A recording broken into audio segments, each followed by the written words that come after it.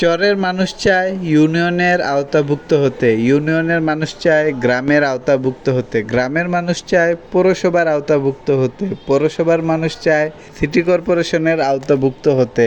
কিন্তু কেন? মানে কি লাভ?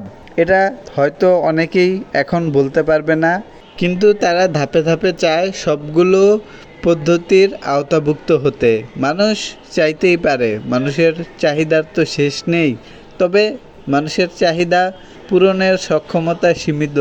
আর সেটা যদি হয় রাজনৈতিক নেতাদের হাতে, তাহলে তো রাজনৈতিক নেতাদেরও চাহিদা আছে কি না জানতে হবে। কারণ রাজনৈতিক নেতারাও মানুষ, তাদেরও চাহিদা থাকাটা স্বাভাবিক ভাবতে হবে। তো অবশ্যই অন্য সব মানুষের মতো রাজনৈতিক নেতাদেরও চাহিদার শেষ নেই।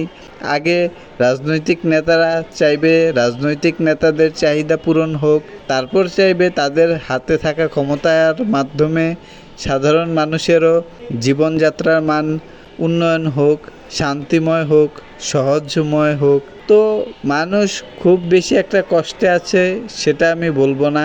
মানুষ মানুষের মতো স্বাভাবিক অবস্থায় আছে। না তারা পাচ্ছে কোনো সুযোগ সুবিধা পৌরসভা, সিটি কর্পোরেশন, রাষ্ট্রীয়, না তারা পাবে এরকম সুযোগ সুবিধা যেটা তারা কাঙ্ক্ষিত আশা করে থাকে।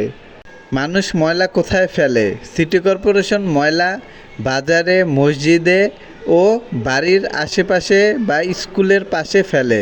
সেটা আবার পানি জমে মানুষের স্কুলে বা মানুষের ঘরের ভিতরে যাওয়ার অবস্থা হয়ে থাকে সেই জমানো ময়লাগুলো। আবার সেখানে তো মশা ডিম পাড়ে, মাছি ডিম পাড়ে, সেগুলো অস্বাস্থ্যকর রোগ জীবাণু ব্যাকটেরিয়া ছড়ানোর ঝুঁকি থাকে। সেগুলো আর নাই বললাম।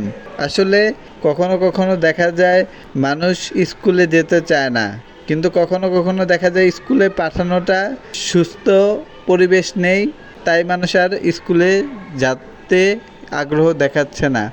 সেটা কর্মজীবনের বেলায় হয়ে থাকে যে মানুষ কর্ম করবে কিন্তু সেখানে যাওয়ার আর আগ্রহ তাদের মধ্যে থাকছে না।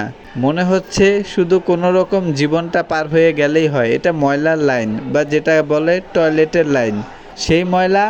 আবার অন্য সব ময়লা, প্লাস্টিক ময়লা, সব ময়লা এখন চলে যাচ্ছে ঘরের ভিতরে।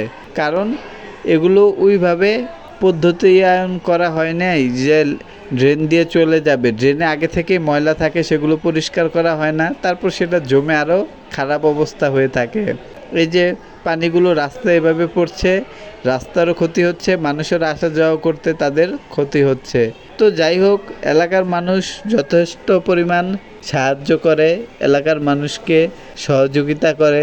তো সে কারণেই এখন পর্যন্ত আমরা সমাজের জীব হিসেবে সমাজে বসবাস করতে পারছি। না হলে জঙ্গলে চলে যাওয়া লাগতো। এটা আর জানি না কত দিন পর্যন্ত অস্বীকার করা সম্ভব হবে। তো যাই হোক, সব কিছু মিলিয়ে ভালোই আছি, অন্ততপক্ষে বেঁচেই আছি। নির্বাচনে ভোট চাইতে এসে কি কি বলে তারা যে সেবা দিয়েছে অতীতে, এবং কি কি প্রতিশ্রুতি দেয় তারা নির্বাচনে জেতার জন্য, সেটা দেখব। এবার নির্বাচনে সম্ভব হলে ভিডিও করে রাখব ইনশাল্লাহ। তো এই রাস্তার পাইপ বসিয়ে, রাস্তার নিচ দিয়ে পাইপ নিয়ে রাস্তা দিয়ে যেন পানি উঠে, রাস্তা বারবার নষ্ট না হয় গাড়ি আসা যাওয়া করতে, মানুষ আসা যাওয়া করতে, তাই যাবতীয় রাবিশ ফেলে, মানে খোয়া ফেলে, ইট ফেলে, যা করার সম্ভব তাই করা হয়েছে যেন যথেষ্ট পরিমাণ চলাচল করা যায়। কোনো রাজনৈতিক নেতা কোনো পরিমাণের সাহায্য করে নাই, এটা